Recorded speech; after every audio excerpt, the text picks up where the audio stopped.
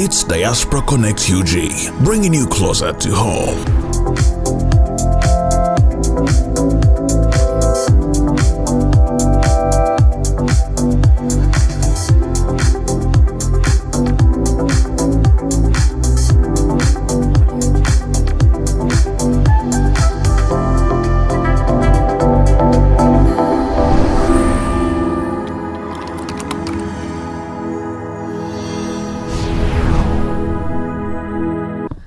Omulungi atuddewo tudde ng'oli ku Diaspora Connect UG nyongera okukwaniriza osuza otya munange kansooke ntwalira akakisa kano nsaasire mwenna abafunye ebizibu mu kaseera kano abafiiddwako ab'ekika kyammwe ab'eŋŋanda zammwe wiiki eyeyise nafiirwa mukwano gwange omu ku mikwano gyange gwe nali nkola naye Crash Nsamba omwoyo gwa Nsamba Mukama agulamuze ekisa buli omu amawulire gaamukuba enkikwe cause teyalwala talina kyatuukawo wabula yagenda bugenzi kukola okuntuusa mu kalwaliro nti ate wano saagalawo n'adduka emisinde nti wuuyo nti ate dakiika 2 nti Crash Nsamba afudde. Nsamba yonna gy'oli Mukama akulamuze ekisa. Nsamba was my good friend nga nkyali ku Vision Group nga tukuba olwali left and right nga ngamba Flavia nze ndi muyimbi. Era lumu twali ku mbaga ya mukama waffe Hadija Nabukenya Nsamba bamwakisa akayimba yawulira essanyu. Ku bwaga bwa Vision Group Nsamba abadde ayimba nnyo ngera yemanyi nti ye muyimbi ye superstar addako ye chameleon addako. Christ badde tukwagala nnyo badde okuba olwali. 3 weeks back waliko mu inbox yange ngamba Flavia nyamba nange nkikole negamba mwanyinaze ogenda kikola naye Mukama Allah subhanahu wa ta'ala bwatu bwasalawo Nsamba nawumula. Crash Nsamba, may your soul rest in peace. Bakozi bannange ku Vision Group mwenna mbasaasira abagataliko nfuufu mbasaasira n'abantu abalala bangi sijja mmenya sekinoomu naye mukimanyi ttiimu ya Kasalabe kya Simon Masereka, Judy ne Ndijo Martin mbatumidde ku mikwano mbabuzaako n'abalala bakozi banange aba Vision Group mbagala nnyo. Awo nga tuvuddewo yesterday nabadde traveling okuva eri waffe California okujja Colorado nenfuna amawulire g'okufa kwa Asia. Ago nagate gabadde mawulire kugwago kwegamba you people kati kambabulire kino ntyakigamba mikwano gyange live your life to the happiest, to the fullest, do what you can, what you can't kireke. Nobody has a timetable. Mukama Katonda yana timetable za fenna. Gwene bono gamba nzera mwaka guno mwaka guli era kino era kiri cause naba wafa bona abane plans eziddako ne Mukama agamba bwami nti ono kamusasire ono kamusonyiwe kino kachigene maaso kino kachigani nenga nyongera okubaniza mugamba mutya katwemu ate ku Diaspora Connect UG bringing you closer to home ndi Colorado baitawo Aurora Aurora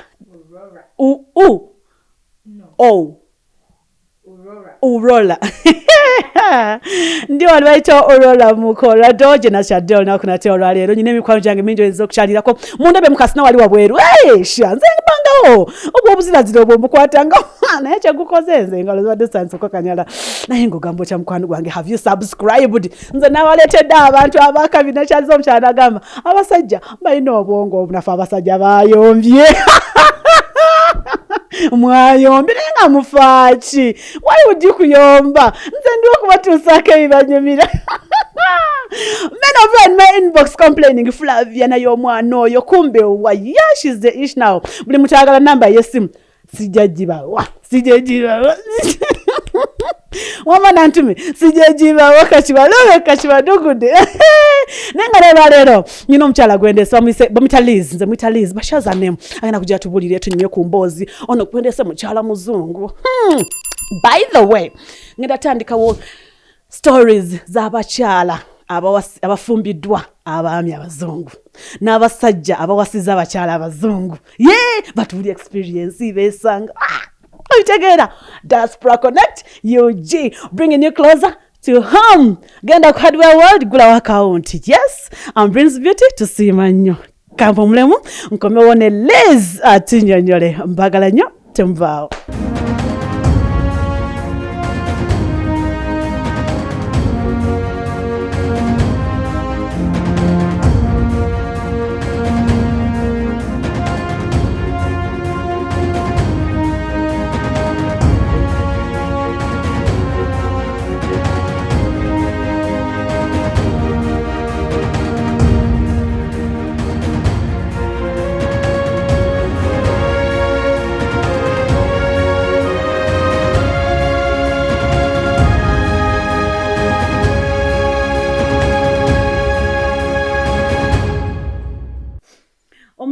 ali ku Diaspora Connect UG nyongera okwaniriza ogambo otya nyina nesanyu lingi lwaki naze mu state erimu omuziro omungi erimu omuziro omungi Colorado wali omuzira mungi nazo okukyalya ku mikwano gyange ati mumanyize gye nkyala nfunayo abantu nga 235 ne batubulira embeera egambe etya ne bwentu nina omukyala yambadde kakyenvu kanoze Mama, oli mukala ki? Nini. Lizo chikozo otya. Just color. Just color. Ntojiremerako. Just color. Just color. See? Nothing political, nothing really. Hey, nothing political. How about social? Just color. Just color. So takakulabikira bulungi. Nga lwaki katwala. Nga wange. Naye nkatwala. N'okesala. Ogamba otya? Sigamba ogamba otya Flavia. Nsanyusa okulaba. Kale nange nsanyusa okulaba ine Colorado. Oli bwakulabaga bannange ekikyala ekiwombeefu bannange ekikyala. Era ndi muwombe. I'm humble. I'm humble. Humble kitegeezaki? Humble bamwe see my Uganda is not Uganda. It's better. Nisoko tubuzeeko. Bana mbabuzizaako mwebale okusubscribinga Diaspora TV Diaspora Connect UG bawulira nno ate nga nange kwendi munoonye Roll with Liz nange kwendi ku YouTube era mugende mu subscribing nga bwe fenna tukola kyekimu kibagambe bulungi Roll with Liz ROLL with Liz LIZ oba LIZ. What do you do on that channel? So nange sharing my journey mostly from Uganda to the US and that's mainly to buli kimu abantu bambuza mu inbox tujja tutye Bulaaya tujja tutya so I just tell you ekintu kyenkozeeko kyemmanyi ekitambula kyenkugamba so ekintu ekitakola sikyogerako. I usually speak from experience or what I've done for people or what I know can work so ebyo byonna mbikolako and just daily life nti wano wanyogoga leero you know this is how it is when you come here ebyemirimu nti bw'oboze n'okola otya changing career ebyo byonna just life from transitioning from Uganda to the USA. That's basically what I do. Lifestyle. Tell you, yeah. So if you're interested in that, or get no subscribing. Any questions, if you email me oba nondekera or comment in nzidamu buli kimu. Buli kimu. Nga sigamba. Amanyago gwane. Bampita Liz. Limulyoka katulekere ku eryo. Kwa manyani na manji. Kati. Ade kikiganyi. Katuleke Liz. Maya kubuza empeta lirudawa. Empeta hii. Ako kabuse. Ako mbadde sika. Abadde tunatuukayo. Empeta nakubuza. Nze tukira ku nsonga. Bigenda bityaliza. Bana tuchapa tukola tebasiima. Bana batasiima why? Come on. Nedda isn't that a saying? Tukola bagaya. That is what I wanted to say actually. Mukola bagaya. Bagaya. Kuzala wewa. Batu banzala Kanungu in the southwestern part of Uganda naye nga nakulira nnyo e Kampala so I am just to genda eri mu holidays and tudde e Kampala. So I actually speak about 4 languages plus English. Wow. So njogera Lukiga, Lunyankole, Lutoro, Luganda, then n'Oluzungu. Oje bale mama. Kati kuzala twogereko lulu walukiga kwa nanga awo ndwewulira twogere lukiga twogere katwogere Luganda kubanga abasinga nabe waffe bonna bategeera Luganda so katwogere Luganda. Manya abantu bano ku channel lumu bampisaamu amaaso nti tomanyi Lugundi nti ayogera tamanyi Lunyankole twabaramusya mwebale kuleeba mwebale kuhagira Flavia mwebale kuija neri katugendeye gule gulu afoyo matek tugenza ateri eyo nayo kyoli Flavia Linda komane cyali kulukiga ku Lunyankole Olunyankole tuvudde ne tugenda tuzeri kati ateri yo connectinga yotya anze nimi I love languages. I nasomako literature so it made me love languages to learn. In fact kati ndi kuyiga Spanish Espanol. Naye nga si nawe ntuse Komusta muy bien kati tuli mu ABCD naye nga I love to learn. So eventually nange maybe in a few years oja kuba nga njogera Spanish. Lizo mukazi muyivu Kisinziira kyotegeeza nti wasomako nasomako Uganda nogenda mu university Makerere si Makerere nasoma ku UCU Mukono nakyazo omukyala wa ku UCU namulabye wamulabye wali omumanyi emyaka gyejo yandi simu omanyi UCU balina gundi academic years 2 so within 1 year mubamu abajja mu semester ya May ne bamala towards the end then waliwo abajja mu December oba January. I think it's January. So you miss a whole year of people. Nti bali bajja ne bamala because it's smaller. Ate nga abana bangi so they did it like that. Nti mujja musome up to this. Then bali basome bagende. So sometimes you don't get to meet everybody nga Makerere wechiri. You see wasoma cost? Nasoma business computing. Business computing wano oli muzibu ku mapesa. Oyinza kyogerera Uganda naye bw'ojja n'olaba competition nkutidde. So komboni. Bw'ava Uganda n'ojja wano wasigala okolabya ebimu? Not entirely. Naye bwe najja my first job nakola mu bank nga nkola customer service. Watuukira mu banka? Natuukira mu banka nateekayo applications munnange ne bankubira essimu ne nkola interview ne mpitawo ne ntandika okucapa. No mu banka? Mu banka ki? Bank of America. Bank of America. Tutusa banka bintu bya syndicate. Amulindwa terera. Lutuwe. Nenkola naye nga just like you know, bana ewotuuka wano oluzungu lwa wano lwoluka. So nga bantu bankubira fulafia nga bankubira n'ebizibu byabe nga sibitegeera nga I'm at the ATM and my card is stuck. No gamba bana kati nkoze ntya. But it took me a few months, maybe 1 or 2, to understand the accent kubanga yo bambi si ya British eri awano ebintu ebimu boogera no gamba bayogedde ki. But it takes you like a month or 2 no bitegeera. So the first 2 months were a challenge. In Zijukira, I would finish work and I would ask my husband, how do you say this? Because each time I say it, umuntu angamba chidem. Nachi nyonyola ngamba say it the way I say it. Like imitate me 2 times, 3 times. Nenchitegera. Uganda walikola mlemuchi? Uganda nakolanga ne Bell. Uganda breweries. Bell beer. Kabisinga woberaawo. Twakolanga okupot Bell naye nga ffe twali ba field marshals nga tugenda mu fields tuyigiriza abantu how to use smartphones, how to sell using your laptop. Kwegamba it was still similar in IT related naye nga si byamaanyi nnyo just kuyigiriza abantu how to shop online, let's say. Anti otaddemu crates 2 ntunza 3. This is the balance, these are the receipts, these are the people I served. Ngenze wano na wali just like that. So that's what I did before nga sinajja. Kati ovotya mu kutunda bia n'ogenda mu banka? Ngenda mu banka no ebya wano tebiriiko nti ki. It wasn't actually a Uganda. It wasn't because I really much wanted to sell beer. Naye nga gwe mulimu gwe nakola gwe nafuna at the moment. So it wasn't a career like this is what I want to do till I die, no? But for me, atenze sibola mirimu. Whatever I find peace in doing, I do. Sina nti bati guno sigenda cleaninga wano sigenda kola. I do anything as long as I'm comfortable. Ngampuli ate chinyigiriza, I do it. So you decided to go for? So I didn't actually decide when I was wogenda ku Indeed. Notekaye mirimu. I was nagufuna ku Indeed. I was looking for startup like bajita. I forget that term, but not so high end. Mirime ejitandikibwako, if that is the word. Because I didn't have experience working in America, so I was looking for a job that I can easily understand. So when I take angamuni bakuletera front desk jobs, receptionist, bichi, banabadamu email, so that is the kind of jobs they would bring me, and in the range I wanted, kudola bweziti na bweziti. Zali mekora? At the moment, basasulanga between 18 to 25. Wow, that's some good money. Yeah.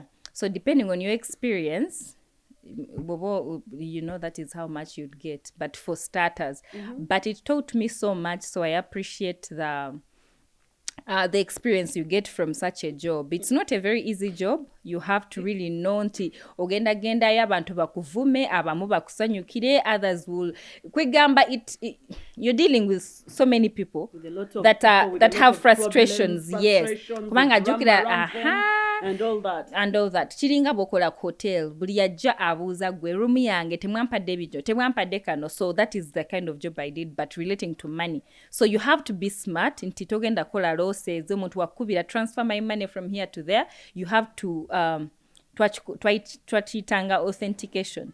But that authentication process abantu banyiga bambuuza amanya mirundi ebiri abantu bano bamanyi naawe. If you ask them, what did you say was your name, could you spell it for me, atandika okuyomba. So that is the kind of job I did for how many years?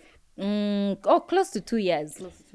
Naye nga yakyanjigiriza nnyo. I learned addresses wano Uganda tulina addresses, for example. So okubeera wano, if you to do a job here like that, you have to understand states addresses because you're working for the whole of America.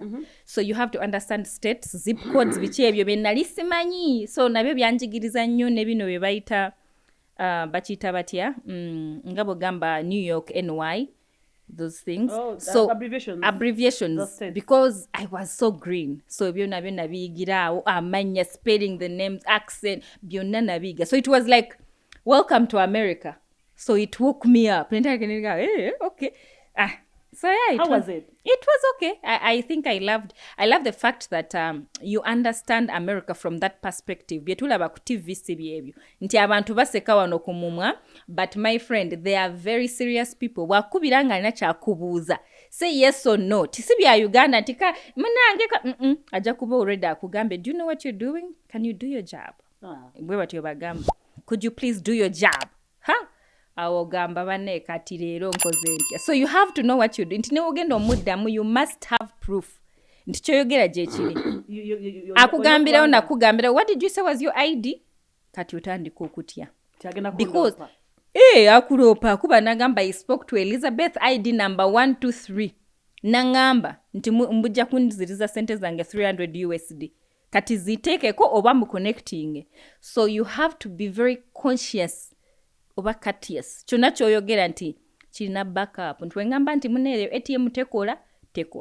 Nti esente gyazijjako tezivaako. So ebyo byonna nabiyigira wano. N'ebino ebya bakiyita batya? Clocking in. Nti kakati bantu olaba Uganda. Bino ebyoga nti naradde jjajja wange yafudde simanya yamize SIM card.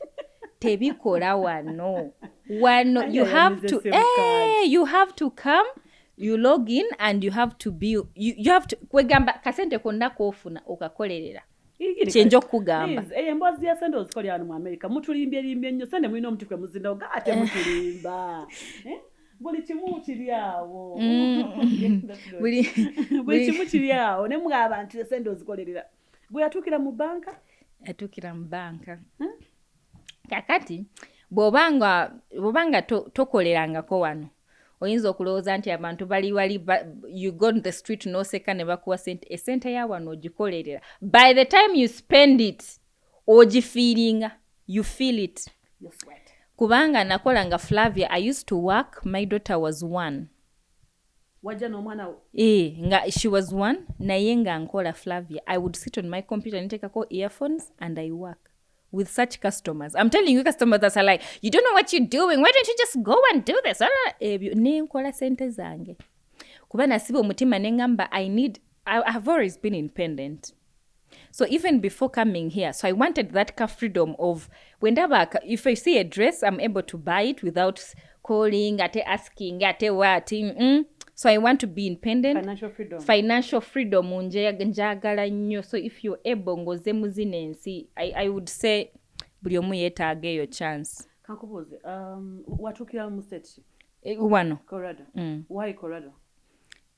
Omwami wange gye bamuzaala, so he's from here. Mwami bamuzaala wano? Bamuzaala wano, bamuzaala mu gundi bagita Avada.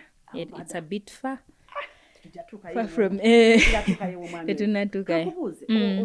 Kikwasaganya otya omwana wa mwaka gumu olina okukola ate olina n'amaka? Flavia, I'll tell you this.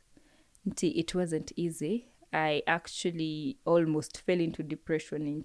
It was a shock because Uganda, I come from a big family. I come from a family, we're 8. So I have 7 siblings. Atenga ndi mubato. I am like those favorite last ones. I'm the 7th. Wow. My brother is the last one. So we are like the youngest. So buli chimu kye twayagalanga nga, okay, not in terms of finances, but emotional support. I had never done my own CV, for example. My sister, who is she's a paralegal, she's into that, but she would always guide me. Nga if I applied to a job, she would, for example, sit me down after dinner, oba supper. Nangamba, oba kubuzayo batiddamu bwoti. That is the support I had. If I wake up and I don't feel good and I lose my job, they would say, where are you? Tukunonye. Jango bere wano. So that kind of eyo love eyo. No bango oli wano oli yeka, oli weka. It was a bit tough and challenging omwana olino muweka mwebase womalo mwebasa dachikemo otudde ku microphone okola womalo kola fumba dinner womalo fumba cleaning at the house mwebase. So it was a bit much. It was too much intinalis chetegekede na kaja. I am still young, fresh in the country. Nenga ni no bikola, but I did it, Flavia. So you can do it too. When I was able to do it, you can do it too. It's not easy. Abantu nti bakulaba oli mu nyumba nungi, bifananyi okuva, oli wanozina ku TikTok, they think it's easy. Flavia, it was tough. I remember my daughter is not a sleeper. Muntu, she's kwegamba, she's like me. Always awake. Always looking for something. So what I would do, I would wake up. Good thing my work was flexible. So I would start at 10. Nensoka munaza, nemwa chai, nemuteka ko bichi, nemusetinga. So she knew nti akolera wali nange nkolera wano. So she wouldn't actually make noise. You were working from home? I was working from home. Okay, Nenga, she's very flexible. So ngamuweka, if she would get fussy, ngamuweka. Nemuteka ku mugongo nentula ku computer, Flavia. Sibyangu. Nakola ko ne video. Sibyangu. Kakati nenkola sente zange paka raggulo until 4. 10 to 4. So byebyo. So ebyemirimu egyebulaya. No, wala wali, so she keeps coming in and showing us certain things. That's why mutaba to back, but it's okay to get them maso. So bova ku mulimu gwa bank, what else did you do? So when nava ku mulimu gwa bank, I switched career. In fact, I applied while I was still on the job. Ninkola interview ne bagumpa nga nkyali na guli ogwa bank. Nofune ebiri. Then I resigned from the bank job. Okay. Nenkola, I was the coordinator for Africa region. It was a big non-profit. It works with eyamba abaana, majorly orphans, but mostly in education. Okay. Ebaterako kasente ne bakola education, so they work in Kenya, Uganda, South Africa. It's a big corporation. Oh. So ne Latin America, Asia, like that. So I was like the liaison person between Uganda America and Uganda. So I just basically would see that the centers at Sindika zikola ekiriyo ne tugenda ne tulaba what's on ground and like something like that. What's that NGO called? It's called Unbound. Unbound. Is it still in Uganda? Are you still working with them? So from there, I switched because things didn't work out. It was a very good job, very flexible, basasula bulungi, the benefits. Yes. The benefits were good. Ngatubera it was nice. Bakusasula ticket nogenda Uganda, nogenda Kenya. It was good. Naye things didn't work out somehow, but so then along the way, I think God just wanted me to change to a better company. It was good, but the competition, kwegamba bantu bali banji, ngabi omanyi huge organizations, you have challenges that it had so many people, you have to report to this one reports to the other. So along the way, things didn't work out. So I had to... No, actually, it wasn't about me, but just ngabo bimanyi sometimes things just don't work out. No vireka. So that's what happened. It didn't work out, but along the way, I didn't even apply. I was scrolling on Google that very day. Then I came across another company similar to what I had done before, because that is the line I was looking into work.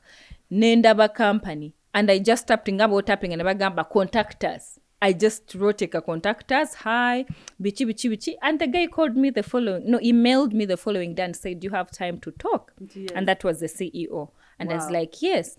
Now, Nkubira, Flavia, I'll tell you, this was God. I didn't apply. I didn't put my CV. I just sent her a message. Ngabo ogamba, I see you work in Uganda. I live in Colorado. I'm a Ugandan. Sateka konti yoba, I have a degree in this or that, Yankubira yukubiza simu nanzikiriza mu Flavia. Wow. Nankubira nangamba, are you ready to work? Yes. Nangamba, see in a position at the moment, but I'm going to create a position specifically for you. Hey. Nengamba, ononga mukama. But I was kind of skeptical kubanga. I didn't think he was a scammer kuba yankubiranga ku video atenga ne ku website kwali obo mulaba. Kakati, actually my worry was what had happened to me before with the other company, won't it happen again? But I was surprised from the time I started working with these guys. It's coming to a year.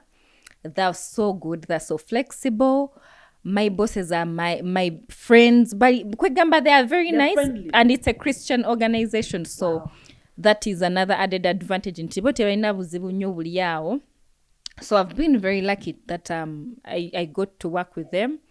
And bagaranya abantu tebalina discrimination at all, which you can face in different companies, especially woja wanonga immigrant. We have challenges that people think because you're from Africa, nti olinabyo tomanyi oba, like they try to treat you a certain way, which I had seen even with the bank.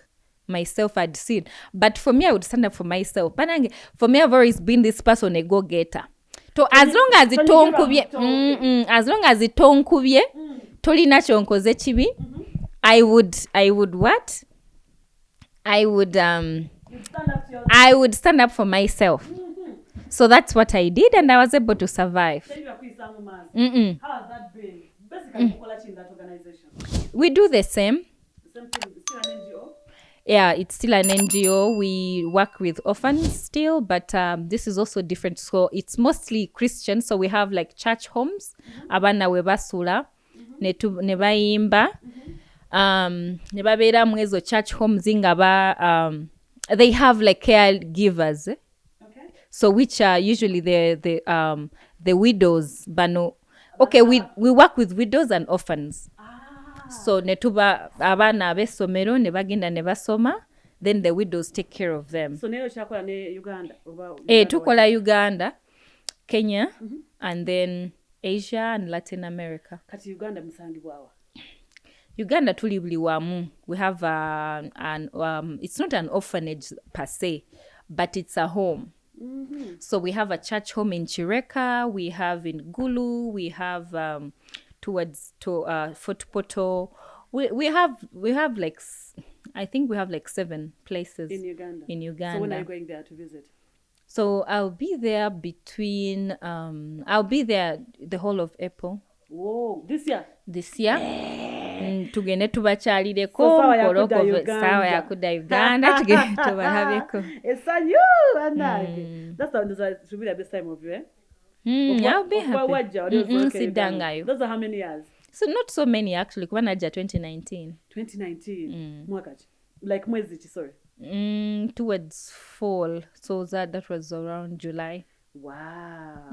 Banange yoga kulika. Yekatuka meanwhile kansigere kunyumize that I hosted on my channel. Did you see her? Mwana yagambye abasajja bali no bongo obunafu. Did you watch that video? I watched it. Can you comment about it? No, I think she's right because from her experience that is what she has experienced. How about from you? What do you have to say about it? I don't think I would generalize because people are different. But she didn't generalize. She said those that approached her. She was specific. That's what I said. Yes. From her experience. Yes. From experience. How about from your experience? No, from my experience, I wouldn't really generalize them still. We're all different. It is the same as Wobaga nti abana Uganda muli bwe muti. That doesn't apply. Kubanga, you're different, I'm different, and we're all unique. I have my weaknesses, you have your weaknesses. Yes. So, to me, I wouldn't generalize like that, and yeah. Njaga tuka kumbuzo Liz, on this channel na introducing where I host abachala abafumidwa abami abazungu, and you're number one by the to talk about it. Are you okay with it? Yeah. You okay? Yeah, I'm okay. How is your husband? No, he's okay. He had to drop in the kumacha kuba namugambye. Alina tutwala sawa 10 twazukuse 11 okujja aba madam. So obugalo bana mulindwa. So twakedde era manya nti byonna ebibaawo agenda tulala beno video babitegeera batabitegeera. Jamwebaza. Because we had to come. I know. Ebanga libadde bwabwa nagamba I'm coming. Ene ninda. Bali kuninda. Netuli. Mazana entuuka. Omwami ono mwasinkana wa. Twasinkana Uganda. Olimba? Yenze college. So nali mu Rotaract, that is the Rotary of people below 30. Rotary, you remember Interact? Yes. So there's Interact for high schoolers. Yes. Then Rotaract is for those like, campus, teenagers below 30. That is Rotaract. Okay. Then there's Rotary for above 30, bano lawyer, bano judges. So I was in Rotaract at the time, and I was very active. So we lost a very big person in Rotary. He was the upcoming president of Rotary International, the whole world, from Uganda. Okay. Sadly, nafuna obuzibu najja n'alwala n'afiira. Actually, yafiira, I think it was Dallas. But when that happened, we went to netugenda okuziika. Yali ava Tororo. Mwamuzika mu Uganda Tororo. Okay. Yeah, it was over national news. Okay. So twagenda okuziika, and this is, we got to the burial place, emotoka nefa. We had ebizibu kale netutuuka along the way netutuuka so late. So when we got to the place, I had come with one of our Rotaract friends, nabo nga bajja, nabo nibafunamu obuzibu. Kwegamba we reached late anyway, nga bamaze okuziika. Kati babali bamaze okuziika, we were moving around nga tulaba, of course, tubuuza ku bantu, abantu tetubamanyi, it's a new place, it was a big home, nga abantu bangi, the thousands of people had come for the burial. Kwa kakati, I'm walking down to the grave to just go and munange, we missed the kuziika, but so to just tulabe. So I met a group of, I think there were 5. Bazungu, ne bambuuzaako, nange ne mbabuuzaako, ne ngenda ne nkomawo. It was raining. Later on, it was raining.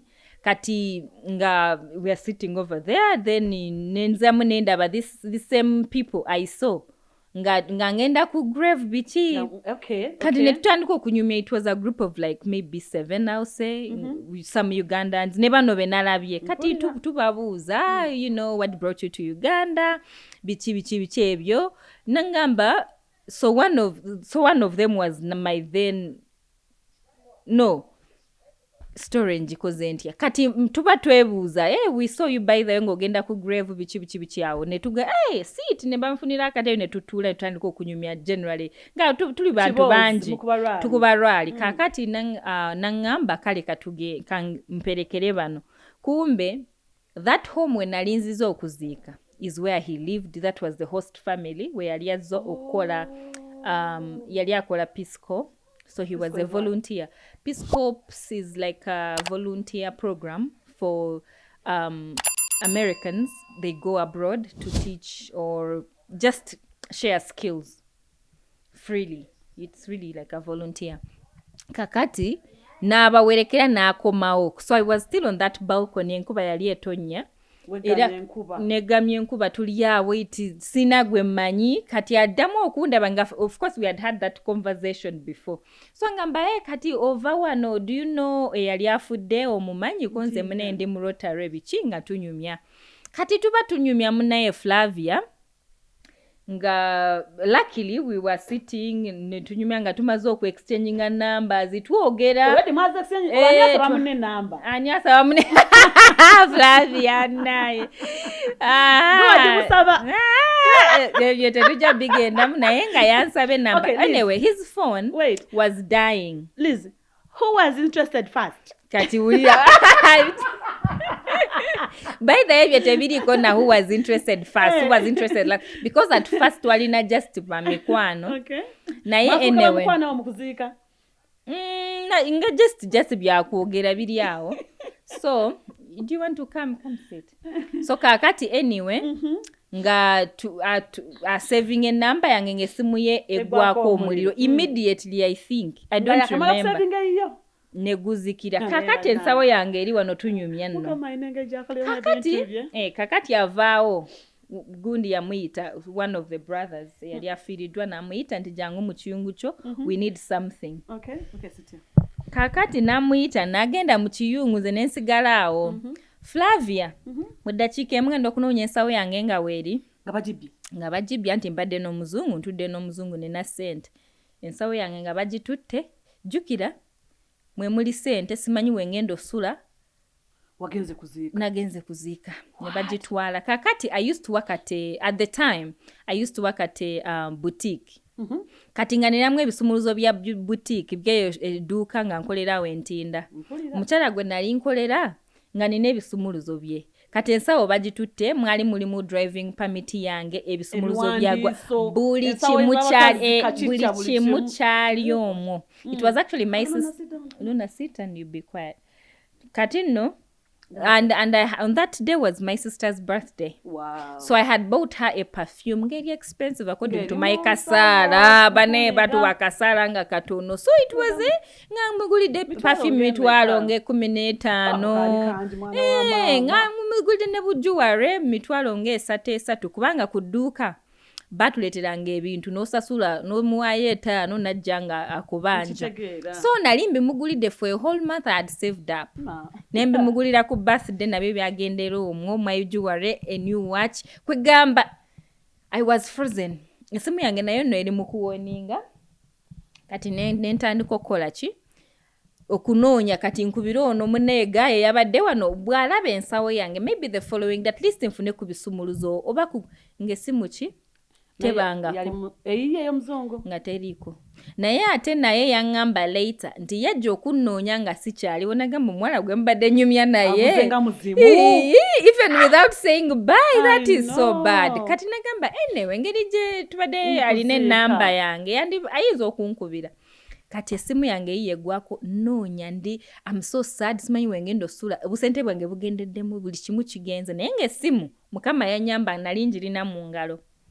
Kakati netolola it's becoming late nenya wali charger nenkubira mukwano gwange yali andeese netugenda ku hotel netusula yetololo mu town kumacha nencharginga nemukubira nemugambe bag yange bagitutte. Kati bwolaba if you see at least documents oba anything ngamba that is so sad bichigenda bulungi.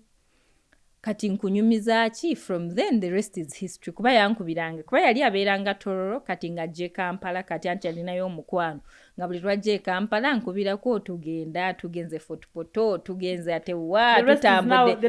The rest is history. The rest is now Luna. The rest is history.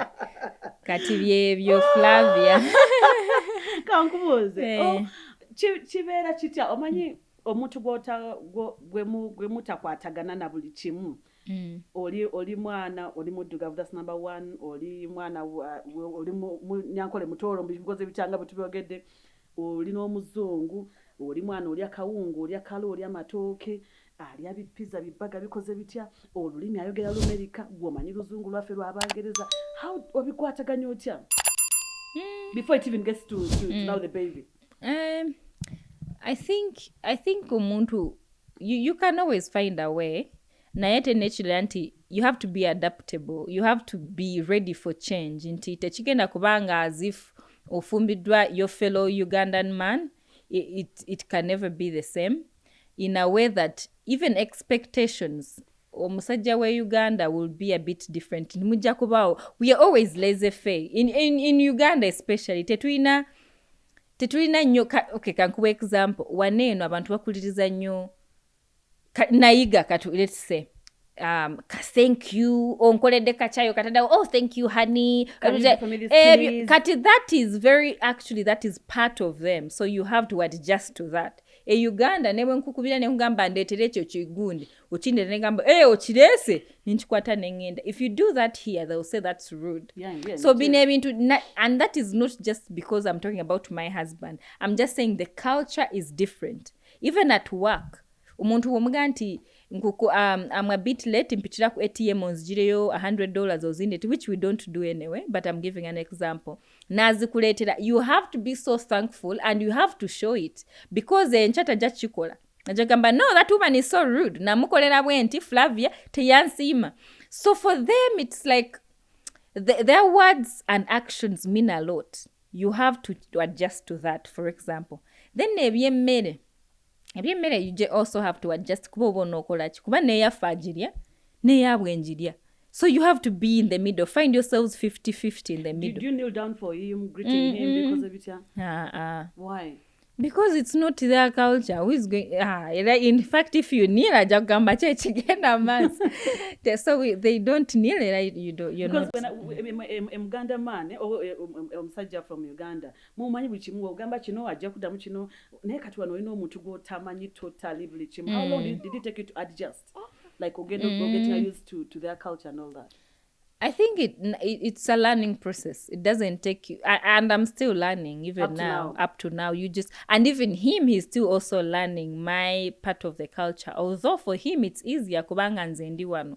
It's like I have to learn more about where I'm living, which is here, than of where Uganda. He also had to, I'm sure he had to learn a lot, especially with how people talk, the culture, what they expect from you, and those things he had to learn. So I would say we're still learning. It doesn't stop. Yakuwasiza wano mu America or Uganda? Wano. Embaga yali waneno. So okuva Uganda okujja waneno. So najja ku bajita K1 visa, which is the fiancé visa. Yes. And they give you 90 days to get married. Other than that, oddayo waka. I know. You're out of status. So you have to get married. Ate n'obagamba, then you switch and change your status. So kati bwe yagira mu bulamu bwe tewali oba Johnny David eri oba agamba bugambye atu hell mfunye omuzungu ngena na muzungu. Actually not, kubanga I wasn't in any, nali sibeerangako in fact in a serious relationship nti eriawo oleesa omuntu ewaka wuuyo zaali zitya zaali awo byali bya kiyaayi namulya sese Flavia ebyenjagalo byononese tebyaliwo kati ebyo nobirekawo n'ogenda n'omuzungu. You see, for them, not all of them actually, nayenga bali, they purpose to love you. That is what I'll say. Bachitekako mutima nga bwaba yagadde ekintu, you can see nti you're part of their lives. Buli lunaku good morning okoze otya ndi wano kati ndi wano, which I had not seen in any ate byaliwo wano omala n'emyezi omala n'emyezi esatu tomuwuliza wamala okukubira akubira wakwagalira not so tebatijja naye nga sinakutijja. For them kwegamba when they love you they purpose to do it nti they purpose for you to be in their lives and for you to be in their lives. Kati woba tokyagala era okivaamu okiraba oba yalina akasente kangi manyi ffe twagala akasente yali volunteer kati akasente ng'akajja ekyokubeera volunteer kimugana kubeera ne sente. No, they are not paid. They are only given food, accommodation, so tetwalinako na sente. If they are given less $1,000 for upkeep where Uganda is nze nja kubuulira it wasn't about that kuba ffe tetwalina sente ziri awo bano bolaba bali kuba nze saalina sponsor. First of all it is not si mukulu nti ali awo. Bebano yali akola wano naleka omulimu nagenda e Uganda nagamba before I'm unable nina okugenda ne volunteering ko nembaako benyamba. So he has a heart for people and that is one thing. Bolaba abantu bana ba volunteering nava wano yerekereza for 3 years agenda aso message batamusasula. Flavia, that's a big deal nti there are not so many people who want to do that, especially in Africa, where young amba baba somesa Africa nti teri kiriyo. Hey. Yes, when he was leaving, bamugamba ogendo tya, you sure zafuka, you sure. Ne bamubuza no mubuza. No, that is their history they teach them in school here. Ntichi. In Africa, we have no food, it's full of poverty, it's full of disease. We live in the bushes. So what they see on social media is what they think it is. Neyangamba, when he was actually meant to go to Tanzania, I think. I don't know how he ended up in Uganda, but he didn't care. He said whichever country in Africa nja kugenda. Nangamba, when I reached and I saw everything, I was shocked because chenali nsuubira si kyekyo. Yali amanya agenda sula mu bushaks buno butaliimu masanyalaze, nti oba bagende enkoko bazikyesinga mu bisubi ne with lions under our beds. Anyway, I'm exaggerating, but he didn't expect what he saw. Why are you exaggerating, Liz? Kubanga abantu bye boogera. I was a bit exaggerating. No, he didn't. Naye yangamba, anyway, he liked it kuba we yajja yayagala nnyo Abannayuganda. Yangamba Ugandans are very accommodating. Ate baagala nnyo. They love you, ne bajja ne bakunyumiza. They cook for you, they clean. Nagamba that love. Eyaddala. So he enjoyed Uganda and he still does. Up to today? Up to today. Tukyagenda maaso ne Liz tuli Colorado. Jagala kwogerako ne mukyalo nali makati ne bonda mpumuzamu. Nsa mumupereko ku muzindala. Tubulire mu ka story kamu bubiri tuloke tukomewo ku mbozi yaffe. Hello. There's been enough sitting. Huh? There's been enough sitting. No, you have to speak louder. Speak louder. What's your name? There's been enough sitting here. Donna, you clear your throat and then you talk louder. There's been enough sitting. No, she's it's asking. been enough sitting. You want to go? No, no, but she's asking you something. What's your name? Luna. What's your name? Luna. Luna. How old are you, Luna? 4. 4 years? 1, 2, 3, 4. Are you excited to go to Uganda? What do you expect to see in Uganda? The sand. Huh? The sand. The sand? Mm. Luna, thank you so much. Please, do you want to go? Yeah, you Okay. go get your juice and you can have the... Liz, watuuka ntwaddeyo kusoma? Saddayo. Lwange. I think ebyokusoma nabyo bimenya saddayo. Bimenya bitya? Bimenya ate n'obudde nali sirina nina omwana nina okunoonya ssente nina ate sikiwa nti nja kuddayo very soon. Maybe buno short courses naye for now I'm comfortable. Emirimu njifunye. By the I've been blessed nti emirimu okay, of course it's not like your dream job, but like that emirimu gyenkola giri okay. Egimpaako ka sente. Because wano nsobola okukola emirimu ne weeba kati recently nakolangayo ekyeyo nga bwe mmala okukola this my other job we mmala ssaawa 10 nga ngenda n'enkolayo buno obu housekeeping biki ne mbafumbira abakadde ne nsiimula ku kameeza ne bampaayo $30 an hour.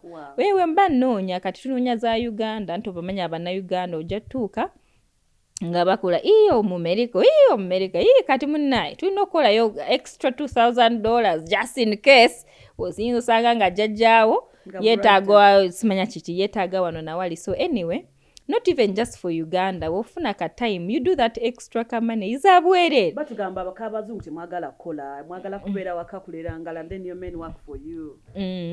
Not me, at least nze nakugamba from when I was a kid I've always been independent. I'm a go getter. Nze nkola buli kimu, sinyoma mulimu. I've never been that type. I've had friends that say nga bwe nkugambye ekyeyo kye nakolanga after work nengenda ne this is an old couple. They're like in the neighborhood, so it's like 5-10 minutes away from our house. Nengendayo nemba cleaning, just dusting, no vacuuming. Kabate balina amaanyi mu mikono. I clean, I vacuum, nyense bu counter, nemba what do you have for dinner? Balina frozen food and I warm the food, I give them, I feed the lady.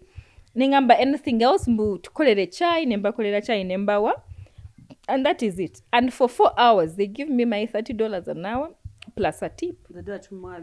Hey. That is, remember, that's on top of my other job. And then weekends the money no budde obungi ng'okolayo saawa ezisingayo. Ng'okolayo maybe you can do 5 hours or 6 hours era n'ogattagatta waawo. So oba tolina za amafuta galinnya, you do jobs like that to add on. Can first experience your first winter in Colorado experience, how was it? I think so. It wasn't actually a big shock naye that coldness naje experiencing ako first hand nga tokitegedde kati nga bw'oyambadde eno jacket bwe namanya nti emala. So I would put on jacket like this sweater. I'm taking a walk, Flavia. I would reach in the middle and I'm like, do I go back? Do I keep going or what? Ngowulira omubiri wowe ng'amatu gakuluma n'ogamba ki ekiganye. Kati netandika okubiyiga nti munnange eno winter etandise okujja, you need that bakiyita batya windbreaker. That winter heavy jacket. Windbreaker. Okay, the windbreaker. Kati eno wind bwejja eitam. But the other winter jacket, if the wind comes, it doesn't. Omanyi wind ya wano enyuguga nyunyunyu. I'd never seen wind that is so cold. Wano gukukuba n'owulira nga amatuto ga feelinga. Wale waddekawo bwe yakuddayo ewaka. Nga bwe nkugambye at the beginning, also obeeramu naako omisinga waka, but at the same time you're like, it's okay, nobeeraawo. So at this point you can plan. Kuba bwe nali naakajja. Nali, like, of course, you wakajja to or planning akuddayo to it's almost doesn't make sense. Yeah, of course. But for now, you plan. Flavia, I plan to actually be able to go to Uganda once a year. Era mukama akinsobozese because for me I have a bigger family, so it's not easy money. Kuba kati buli ticket katuli basatu. You think about 20 million per trip plus, because I'm saying 20 million. But that is just if you have a home, nitogenda sasula hotel. If you are going to pay for hotels in Kampala, it's more than that. If you're 3 people. So spending 20 million per year is not something achievable for most people. But I pray to God that I'm able to do that in the near future. So that is why emirimu ejijaje tujikola tugezaako, and it's been nice.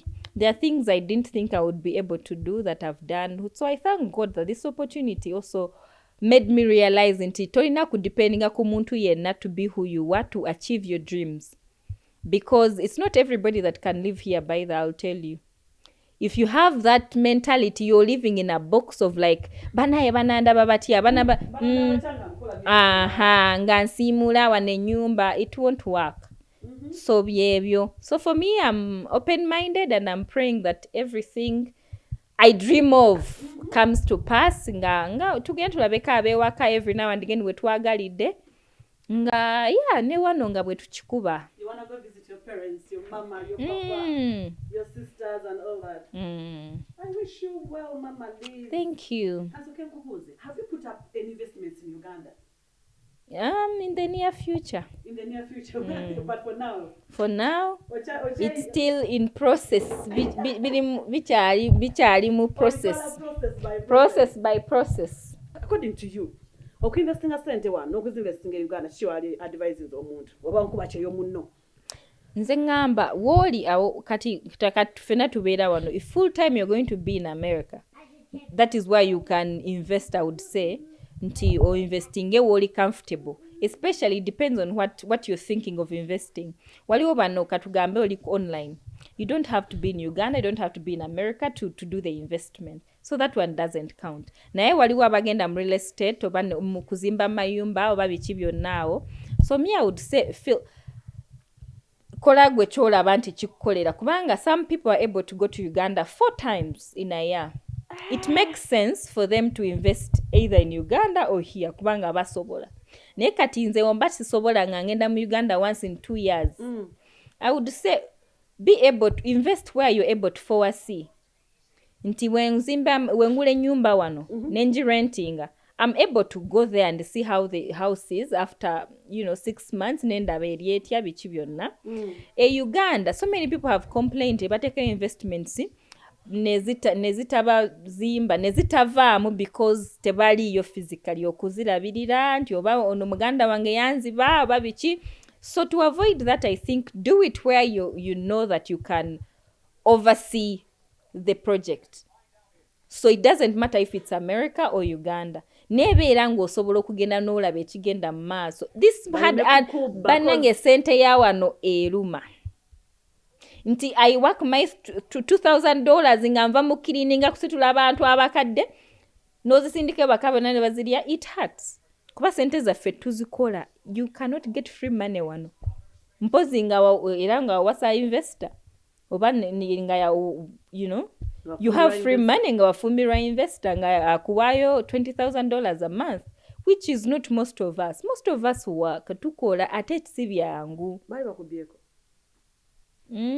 Actually tebanzibangako. But you've had stories about what I've had stories nti abantu and I'm actually blessed into my family. We are very open-minded and they're very honest. Sina konti usindika zino kansindikeyo milioni 5 nti olina aziteka mu nsawo. It has never happened. At least ne bwalyako 500 akugamba nti by then azikozeseza, but they're very honest. They'll tell you. But some people just take people's money and they keep quiet. Ekyo si kirina and lately they have a tendency here there, they take people's houses, pictures, send to you. That is exactly what I'm saying, that invest where you're able to oversee. Baja kulia sente yongo osula wano tukola nights nature ne tukola paka kumacha ng'omuntu teyebase. I have a friend who works 3 jobs. Akola emisana ng'omulimu gwenkola emisana or regular nakola 4 hours in a day, then over the weekend nokwebaka teyebaka. So such a person nakusindikira atenga azikola 5,000 in a week azikola na yenga bwazisindike Uganda nozilya Flavia Chiruma. I know tell those people mulekera olya sinza abankuba cheyo because enempewo gyolabye Flavia nga tuli wabweru omuntu nagendayo nashovelinga nga bamusasula $20 an hour nga cleaning oyo suno nazikusindikira nozilya. Njagala buli muntu afune visa ajje mu America akube kucheyo Yanga asobola bulawulanga ayagala jachi wuli because when we tell them atenza baba baloza tulimba sente weziri ate emirimu gyegiri tujja balimba, jobs are there. Batukubira ninaku nze wenatandika okukola eyo extra job abantu bankubira, can you take me to an appointment bichinja kuwayo 50 an hour, nyamba emirimu people banoonya abantu abakola ninga nange sisobola I cannot beat 2 people wemba mazo kola omutu already guba gukoye so abantu emirimu gyegiri but go back home to Luna. Olino your mental health. One abantu was struggling and you mentally. Nekirala kye nayiga nti ebintu byetulaba Uganda, like our problems in Uganda are far different from problems here. Hey, how different? In the way that wano ekintu kyendabye nti abantu they are not open nti avugana agenda nakola nakomawo navugana kati bwoba oli depressed toina muntu go sharing naye n'aba family tobagambye, so they are usually into their own space. Tebagala nnyo bya kusharing nti nkukubiddeko Flavia twogere 2 hours nga bwenkunyumiza. They can have 1 or 2 friends naye abasinga tebabalina n'abo ababiri. So mental issues wano nyingi okusinga Uganda. To me I think it's because people mind their business a lot than I understand, but they are not. It's a culture thing too. Some people feel like they're oversharing. They're oversharing. Timunewe na mnyuze bizubu yanga analowooza nti mumazeko emirembe. Auntie, look at it. In our culture for Uganda, nzo okweyabiza omuntu. I trust issues. If I called yanga Liz, mwana gwenkubulire omusajja yankubye, omusajja tagula mmere waka, omusajja takula wate, omusajja abaana tabalabirira, omusajja this and this. Immediately I get off the phone. Liz calls Claire. Claire nkubulire, Flavia what ne what? Flavia this and this. So that's why people keep it to themselves. I don't know if that is how they feel. Naye naturally tebalina nze nja kubulira. Tebalina mikwano mingi nga gye tulina, and they don't easily make friends. They have to trust you 100% to open up like that. And people are different. Omuntu ayinza okugamba nti olibegera tabitegeera kubanze my work may tell me this and that. They may tell you that naye tebakubulira kyennyini ekiri ku mutima. They tell you obwawa bweru. Nekirala nti when they are going through that depression, that mental issues nyingi wano, abantu azuka nakwate mundu natandika okuba abantu 10 olowooza abeera atya. That is because they harbor a lot of anger, a lot of issues are going on in their mind ne batabisharing. If I share with you Flavia, I'm going to feel better. Nyongamba nekino nkikoze ntya, give me ideas. So abantu wano basuffering nnyo in those mental issues. Nera n'abantu abamu betulabira mu byeyo bano betugenda Smile nursing homes bonna biva ku depression, biva ku biki byonna emitwe. mental kyovula bano abantu bacounselors wano bafuna sente nyingi lawyers counselors doctors Liz ayagala okujja kuteyo mu magezi ki first of all alina okusooka n'aweeyinga options nti it's not a bed of roses ogenda kujja wano otandikire ku zero bw'oba e Kampala obadde n'amayumba ana you're going to come here and start afresh so be ready for that. Ready for what? To start again, to start afresh. From zero. Okay. Kubanga oyinza okujja ng'oli lawyer n'otuuka wano emirimu gy'abalawyer ne gimala emyaka 3 nga tonnagufuna. But you can make money in other ways n'okola gino emirimu emirala nga bw'oyiiya. So starting afresh is not easy, but you can do it. And another thing is, many people ask me, how do I come to America? Start by going to Google, make it your friend, read about different visa types, olabe fittinga. Don't come to me nga tolina idea, kuba nange mba simanyi kyoli. But if you're a student, genda olabe nti, mune ninamu kasente, I can do masters, for example. Nti, I'm a chef, for example. I've done this and that. Nkolesa visa chi. Never know, I'm a judge in Uganda, I'm in my 70s. Let me go and visit America and come back. So start by reading about different visa types. Then Jewa Flavia. Have an idea, a rough idea of what you want and which visa you want to use. Bw'ojja wano ojja chapanga ffe. Tewali kizibu. Flavia abadde wano mu snow nga agikwata n'engalo. Banna Flavia nkutidde. My snow experience. But I love snow so much. Nkutidde. Why? Hey. Ffe tubadde tufreezing afe abagibeeramu gwe California nga gw'ogikutte okutte snow. Because there's sunny. I just never na go for back over Colorado. I need to find out how does your snow test. You know, I visited. Ate ogulya guno, this one has been on the ground for like 3 days. Hey, what makes it different? If fresh? It stays so long, then it's contaminated. Really? But the fresh one that is falling, I will never, because it's fresh from, When but, is it falling again? Simanyi. Naye kati no gye batadde wano nti olyeko, that one is contaminated. Hey Siri, when the weather, njagala kumanya exactly. So when will it snow in Colorado? Hey Siri, when it's saying 0 chances of rain today. So, hey Siri, when will it snow in Colorado? Partly cloudy rain because of Denver. Erikogerya mugonjo. Etebigenda kubeerayo. Sigenda kulabako muzira. Bwebanga egenda baayo, at least you'd have known. They give us, usually you'd know like 2-3 days before so that you plan. No, anti kubanga oba olina okuvuga ogenda ku mulimu, so they tell you in advance. Wetegeke. Sometimes the roads are bad by the goli wano oseka. I think I need to shift car and go to a state that has snow for 1 month. I am telling you, and I'm going to make it. Inshallah, next year I'm going to plan accordingly. Ngende mu state ngerimu omuzamaliyo mwezi mulamba. Nabe how it feels. I make sure I even get a job there. So that I see how I drive, because I don't have that experience. I tell people think I'm American, I know about Bilaba, not my most of the things that we bipia jetuli. What you take? Ladies and gentlemen, Nina Liz, Muchala, what's your husband's name? Bakwita Muchala. Oh, Muchala Michael. Yes. Tumwa lya Uganda. Alina linnya lya Bajapadola. Lwaki si Abaganda? Nanti yabeera mu Bajapadola. So kati mujape? Weba mwitani? Of course. Ndine Muchala Mike, of course. Yes. Muchala Mzongo. Ya Muchala Mzungu weso so chaza ku channel. Nyamugenda mulaba ngenda. Are you going to share with us your wedding pictures? I'm going to show you her wedding. The daughter you've seen, she has 1 baby. Don't ask her until when is she getting another. Batuga. Why choja batuga? Temumbuze. One time I heard you complaining about people asking others. About people asking others, Mboma no muzakodi. Well, they are going to zala soka amaga ngenda kumuzala. Hello, please do not do that.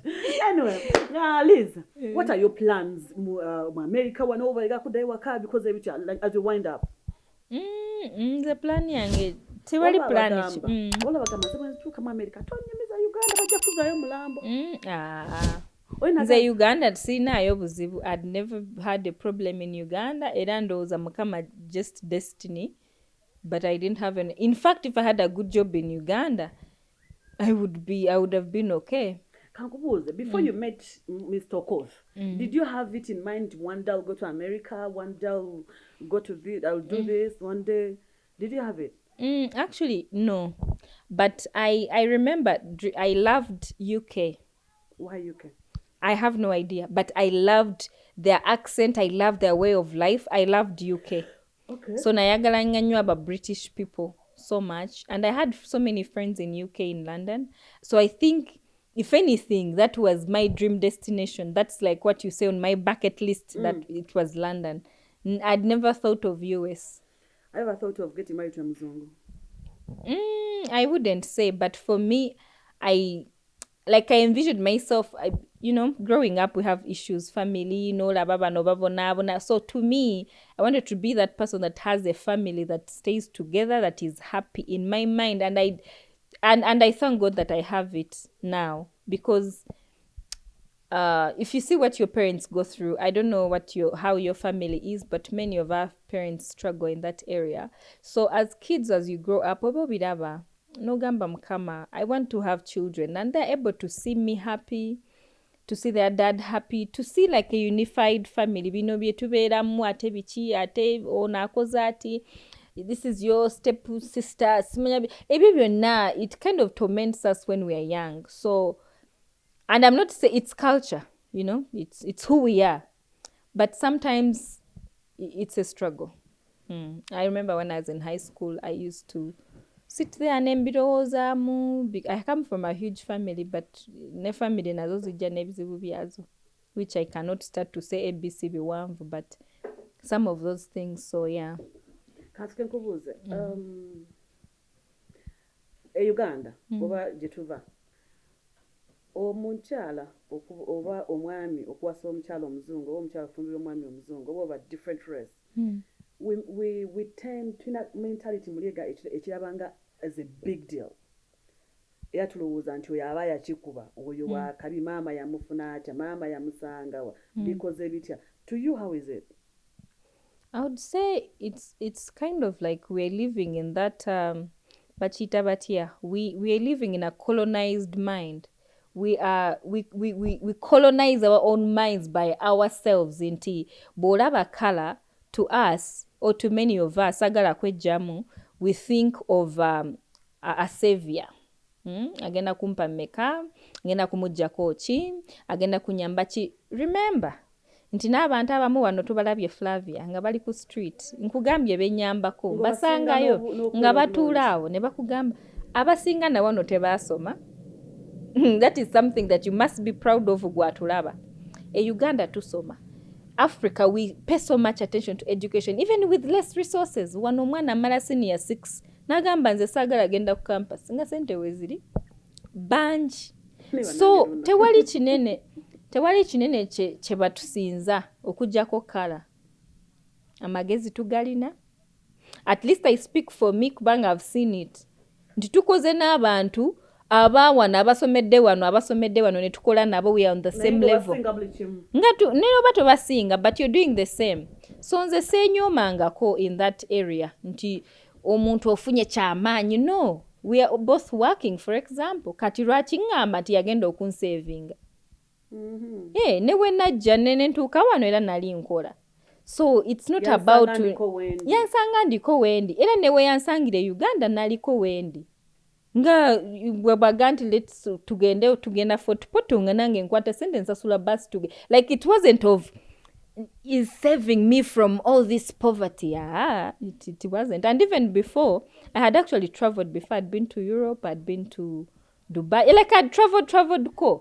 So for me, it was never under. I understand where you're coming from, but naye bwe nkugambe nti that is colonizing our minds. Tewali kye bakusinze kiri awo n'abantu abamu babagamba nafuluma mu nyumba nti you fail to pay rent. Yes. Kati why would I have such a mentality in my mind? But it is because of what it is. Era kino, it goes back to history. Africa, they paint it as if tetulina chetulina, and it is not true. Abana fe chetubalaga ntuli banako. Chetubalaga anti chenkugamba. Tubage mazima. nedda sige mazima tesinga Kubuuza. sige mazima because if it was that ate twalibadde tusomye naawe osomyeko olina you have your career. The only challenge we have in Africa is the government, political stuff happening. But other than that, we are wealthy. Tulina amazzi gaffe, tulina buli kimu. We have natural resources.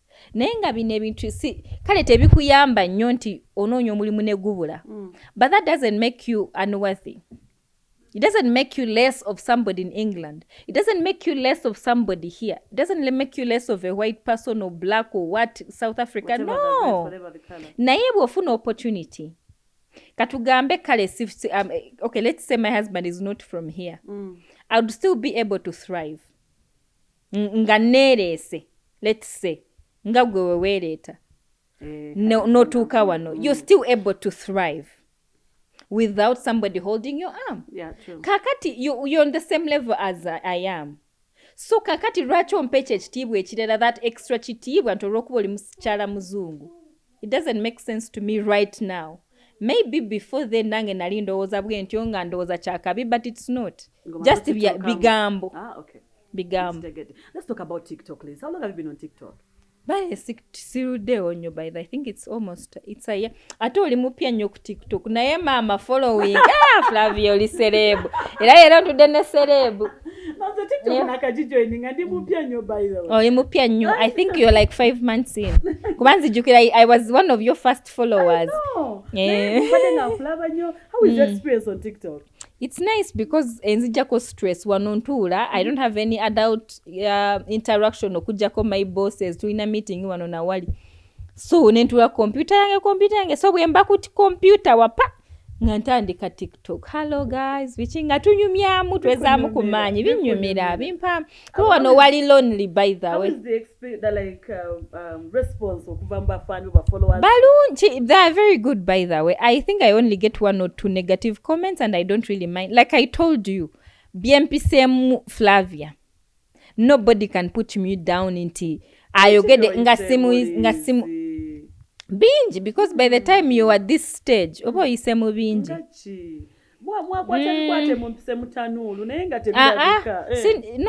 Not in that line, but I think I'm speaking from experience. For me, what I understand now, from like 10 years ago, maybe I didn't have that mentality. Into omuntu akugamba ekintu, then it sticks to your mind. Right now, tosobola kunvuma like saying banaye mulabe bichi nenchisigaza ku mutima because tomanyi. Waguwa skin. What happens is omuntu oba omumanyi Flavia nakugamba ekintu kikuluma. Naye omuntu oba tomumanyi you brush it off. Abana ba TikTok nga bavuma. Anti kyenkugambe bavuma naye nga si nnyo basabula. Bakusabula nange mbalaba. Basabula. Sina budde busabula. Nze ngendayo just for positive vibes nenvaayo ebifaayo sagala. Some of your friends on TikTok. Mbatumidde mwenna abandaba Ivan ba Shamura Hajat mukwano gwo Hajati yeita Hajat bana mukwano all the people on TikTok tubatumidde Hajati simanyi bambi sijukira linnya lye ddala but she's from Mbale naye nga naye tumutumidde. Tutumiddeko Prince mwenna tubaagala nnyo. You people give us that life ne mutuze Uganda nga tuli wano. Other than that mwebale nnyo okulaba and Flavia Sigendoloza. I know tumaliriza batumire soko tumire nsumira abantu anti kati munoonyeza abe Kanungu. Yes. Bali mukulaba. Yes. Tumiddeko mama wange tuli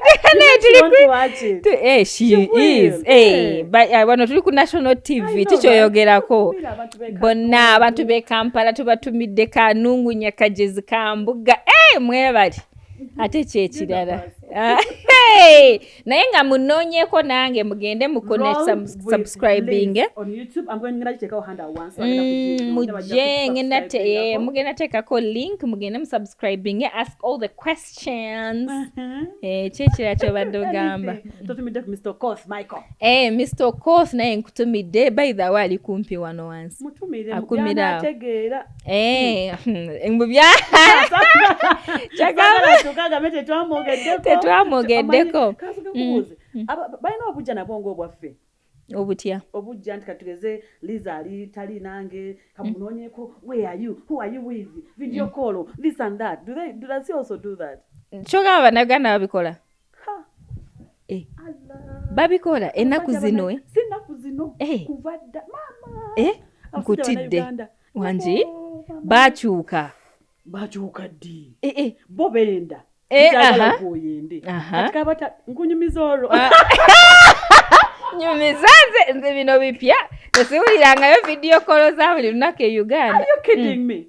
Wi-Fi bamugjawa wife ebagula bando ne bakuba nkutidde I've been corrected because ng'akuba video. Who are you with? No mukiro kana bo buliri oli wasemu nani katona kati kankubuulire kyeta kati nze nga bwe nkugambye natandika twalinga ba mukwano so that has never died tetuyinaamu there's never been a day for example raga where he has felt like that nti nkubeko kati nga kati atudropinze ku hotel takulabye takumanyi talina nambayo tamanyi room number gy'oli tetegeeza so we are on that level ate it doesn't matter nti obambadde n'omwana oba sibadde naye I go out nze zino Kampala night tugenda nokubendo ogenda mu ya DJ Michael DJ Michael tugenda yo encha tugenda ate wagambye tugenda webisazaamu nga tugenda kasita ogenda nga tugenda naye nga kyekyo kyengamba tuzikuba wano wansi it's very close netugenda netukuba paka 2 am netuvuga netugenda ewaka so fere tulina ekyo nza era mune I thank God kuba nange ndi free era naye baba alina mikwano gye bajja ne basulaawe waka for like a week ne bagenda nga bagenda mu bibaala byayo bakola muubira tomuubira ate lwaki mba muubira kwegamba ate kyekyo nakugambye wano bana abantu tebalina nnyo bye bakweka nnyo ng'ebyo simanya bakati akoze eki Flavia walinde se akasembayo you check his phone ate nchecking does he check yours naye ate nga buli omwana alina password eyamune why don't you sneak one time n'ogikebera mukono labye ebirimu terimu kirimu by the we've been together for how long myaka tekigenda musanvu titulabangako see there's nothing that's good nti kuba amanyi password yange manyi ye newe ba laptop naye nga tewali akebera munne kale ekiri awo temweringiza kube simu wekuba nga kugamba ani akuba gikwate ani akoze bwati kati mba ate nzireyo nkebere nga simu weerya. Does he feel bad when you speak Luganda in front of him? He doesn't. To Sible it is. Gesa possible. Nonsense. Nayo Flavia. Akaba tumire otsible. Tumire abasembayo then balutsible. Thank you for watching. We'll see you next time. We'll see you next time. Bye-bye. Bye-bye. Tubagala nnyo tubebaza okuba nti mubaddeko nga mulaba Diaspora Connect UG bringing you closer to home. Mary Flavia Namulindwa nze nkyaliwo nkyagenda maaso nokuba nga nkuweereza nsinzidde wano e Denver mu Colorado. Mubeere bulungi paka tunaddamu omulundi omundi mweraba. You're watching Diaspora Connect UG. The views expressed on this program or commentary are solely of the individuals providing them and do not represent or reflect the official policy or position of this YouTube channel or its management. You've been watching Diaspora Connect UG, bringing you closer to home.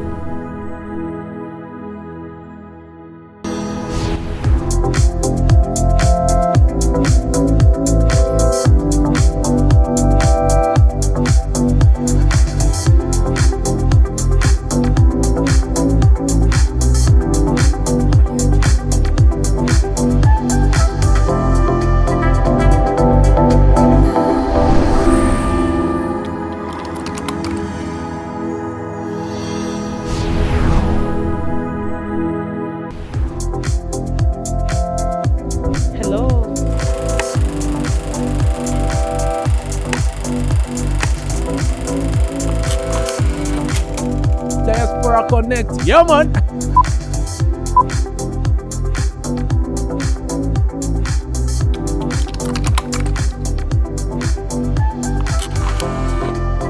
Bringing you closer to hope.